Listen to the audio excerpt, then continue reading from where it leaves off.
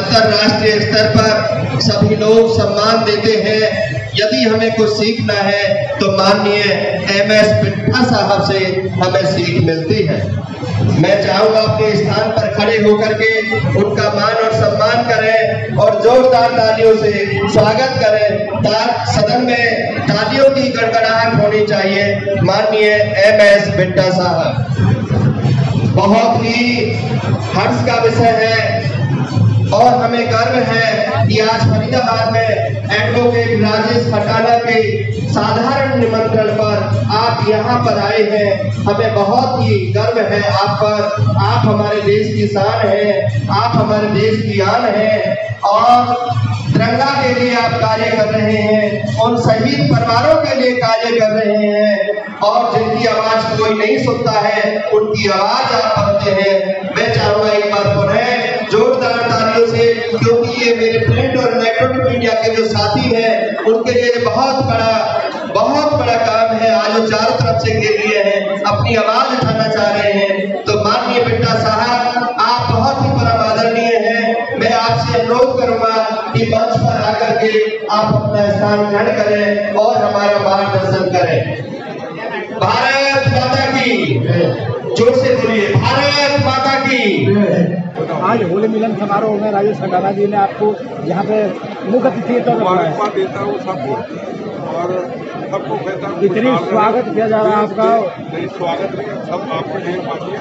सब खुश रहे, खुशहाल रहे, देश हमारा आगे और सर, मोदी जी ने 400 पार का नारा दिया है, किस तरह से देखते हैं आप? मैं राजनीतिक व्यक्ति नहीं हूँ, पर जो प्रथम राष्ट्र की बात करें, जो 370 धारा हटाए, जो राम जन्मभूमि का 500 साल का खूनी इतिहास, हजारों कुर्बानियां, हजारों शहादतें, ना गोली चली, ना बम चला, ना फसाद हुआ, जो आदमी धर्म की रक्षा करे, जो चंद्रमा में तिरंगा झंडा लहराए, जो दुनिया में राष्ट्र का नाम ऊंचा करे, कोई भी पार्टी हो, कोई भी नेता हो, उसको वोट दे दो। सवाल है 400-500 का सवाल नहीं।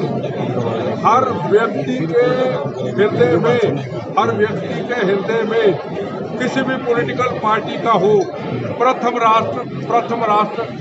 राष्ट्र होना चाहिए। तमाशबीनी के अड्डे हैं ना, जो बड़े बड़े होर्डिंग लगा के 70 साल की उम्र में देखता हूँ होर्डिंग लगा के अपने आप को दिखाते, अंदर राष्ट्र रखे, प्रथम राष्ट्र। अग्निवीर के बारे में क्या कहना चाहेंगे? जो अग्निवीर सैनिक भर्ती किए जाते हैं और उनको हादसे के बाद में कोई मुआवजा भी नहीं ठीक से दिया जाता, उनके बारे में क्या उसकी कोई चर्चा ही नहीं करेगा।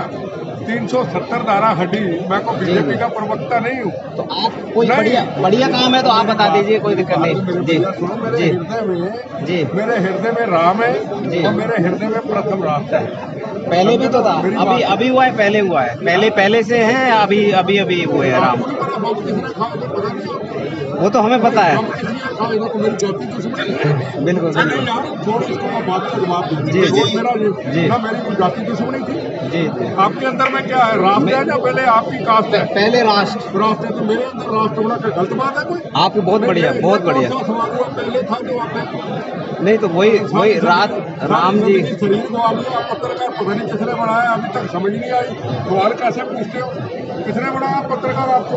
राष्ट्र पहले था, प्रथम राष्ट्र आप अब है, लेकिन प्रथम राष्ट्र बोनस की जिंदगी में और रहेगा। BSNL जी, आपको सवाल पूछने का अधिकार है, मुझे जवाब देने का अधिकार है। बिल्कुल हृदय को राष्ट्र और धर्म के नाम पे ठेस बजाना, पत्रकार हो कोई हो, मैं परवाह नहीं करता। जी, एक ना आर्टिकल 370 मूवी आई है और लोगों का भरपूर समर्थन मिल रहा है, आपने देखी है मूवी, क्या कहेंगे? देखो, पहले आई थी कश्मीर फाइल, अब आई है 370 धारा।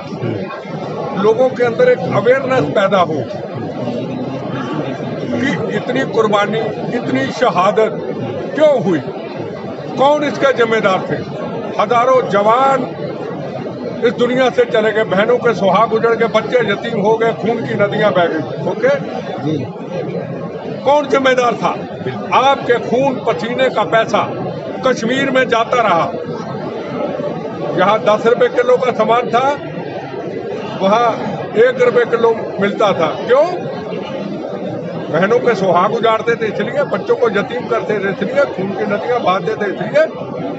तो सवाल सबसे बड़ा ये है कि आज कम से कम राष्ट्र हमारा मजबूत तो हुआ है।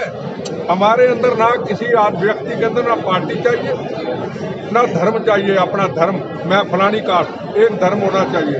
मेरा धर्म भारत माँ, मेरी जात वंदे मातरम।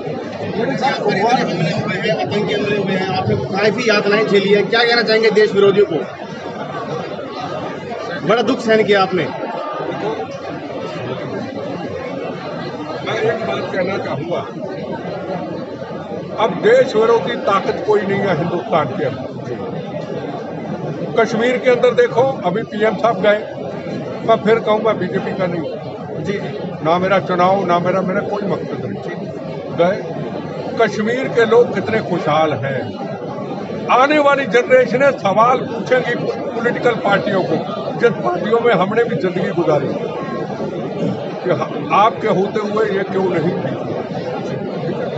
जहां तक देश विरोधी ताकतें हैं, पंजाब के अंदर आपने देखा होगा, किसान आंदोलन के अंदर, हम किसानों के खिलाफ नहीं है, पर किसान आंदोलन के अंदर ये नारे लगे, खालिस्तान के जिंदाबाद, ये नारे लगे कि पाकिस्तान का बॉर्डर खोल दो, दिल्ली कूच कर लेंगे का दिल्ली धर्मशाला, ये नारे लगेंगे। फिरोजपुर से नरेंद्र मोदी जी बच गए, अब नहीं दोबारा बचेंगे, क्या ये नारे लगेंगे? विदेशों के अंदर फुटबॉल लेकर के, तिरंगे झंडे का फुटबॉल बना के पैरों में रोता जाता है। सिख कौम में आवाज क्यों ना उठे? मेरा ये सवाल है मेरे अपने सिख भाइयों को। जी जी, सिख भाइयों को सवाल है मेरा, जिसने गाली देनी दे, जिसने बुरा कहना कहे, प्रथम राष्ट्र तेरा वैभव अमर रहे, माँ हम दिन चार रहे न रहे। फुटबॉल में तिरंगा झंडा हिंदू मुसलमान सिख ईसाइयों का रोदा जाता है, हमारे से आवाज क्यों नहीं उठती? नरेंद्र मोदी जी को मारने की धमकी दी जाती है, हमारी आवाज क्यों नहीं उठती? इंदिरा गांधी को शहीद किया गया, राजीव गांधी को शहीद किया, पंजाब के चीफ मिनिस्टर को शहीद किया, मेरे पे बम चले, 36,000 बेगुनाह का कत्लेआम हुआ, 19,000 हिंदू भाइयों का कत्लेआम हुआ। क्या हमारी पहचान ये हो गई? हमारी पहचान सिख कौम की हमारे गुरु साहबानों से कुर्बानियों से मजलूमों की रक्षा के लिए सजाई थी। मैं उनको एक बात कहना चाहूँगा, चंद ये लोगों को, चंद ये देश को तोड़ने वाले को, खालिस्तान न कभी बना था, न बनेगा, न कभी बनेगा। बनेगा तो गंदी हनेरी की तरह हमारे टूटे शरीर से, हमारी लाशों से गुजर जाएगा। प्रथम राष्ट्र था, प्रथम राष्ट्र है, प्रथम राष्ट्र रहेगा। बम गोलियां खाने के बाद अपने गर्म खून से मेरी आवाज निकली। किसान बच्चों की आड़ में तलवारें लेके खड़े हैं, ये कैसा प्रदर्शन है? और गुरपंत सिंह पन्नू जो कनाडा से ये चला रहा है, उसके बारे में क्या कहेंगे? पूछना चाहता हूँ, हरियाणा भी हमारा छोटा भाई है। हरियाणा आज कहाँ निकल गया? पंजाब से आगे नहीं, हरियाणा तो बहुत आगे निकल गया। आप फरीदाबाद ही देख लो, ये फैक्ट्रियाँ देखो, फैक्ट्री। आप इधर गुड़गांव जाऊंगा मैं, फैक्ट्री, इंडस्ट्रियल हब बन गए, दुनिया आके कारोबार करती, हम कहाँ चले गए? पूछना चाहता हूँ, हरियाणा तो पंजाब में था, हमारे अंदर एक है, हम तो मार देते हैं। हम तो 36,000 बेगुनाहों का कत्लेआम किया, हम 19,000 आदमी मारे, हमने इंदिरा गांधी मारी, अब नरेंद्र मोदी अमित शाह को मारते हैं, बेटे तुम्हें भी मारे। तो नहीं, ये पगड़ी का मतलब क्या?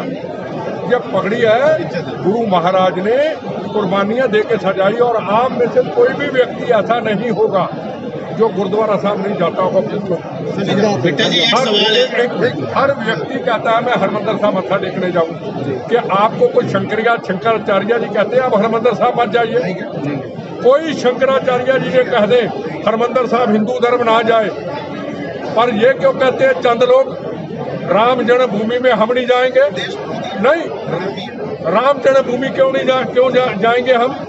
क्योंकि मूर्ति पूजा, इसका मतलब ये हुआ 135,000 करोड़ देवी देवताओं का देश, उनकी जो बड़े बड़े मूर्तियां हैं जहाँ तब जब भगवान की हैं, उसको हम मजाक उड़ाते हैं। कौन का कोई मजाक नहीं उड़ाता। तो धर्म गुरु कहाँ है? धर्म गुरु का, अब जैसे फरीदाबाद आया, फरीदाबाद गुरुद्वारा साहब है, गुड़गांव गुरुद्वारा साहब है, दिल्ली है, महाराष्ट्र है, गुजरात है, गुरुद्वारा साहब में बुला के हिंदू मुसलमान हिंदू ने सिख समाज के लोगों को बुला के यही कहना है, हम खालिस्तानियों पे खिलाफ हैं, हम देशद्रोहियों पे खिलाफ हैं, हम पाकिस्तान के टुकड़े पे पलने वाले ये पन्नू जैसे लोगों के खिलाफ हैं। हम भारतीय हैं, हमारे गुरुओं ने इस भारत को सजाया था, गुरु तेग बहादुर जी। ये कहने में तकलीफ है? नहीं तकलीफ है, क्यों ना बोले, बिट्टा ही क्यों बोले, बिट्टा ही क्यों? आपने कहा ना बम गोलियां खाए, मेरा तो जीवन बोनस है, बिट्टा ही क्यों बोले? बिट्टा इसलिए बोले, बिट्टे का बम्बों से खून से निकला एक नारा है, मेरा धर्म भारत माँ मेरी जात बदलेगा। बिट्टा जी एक सवाल है, एक अहम सवाल है, आप जैसे राष्ट्र प्रेमी को अगर बीजेपी आने वाले लोकसभा में टिकट देती है और सेवा का मौका देते तो आप लेंगे? मतलब सैनिकों के वन रैंक वन पेंशन को लेकर क्या कहेंगे सर?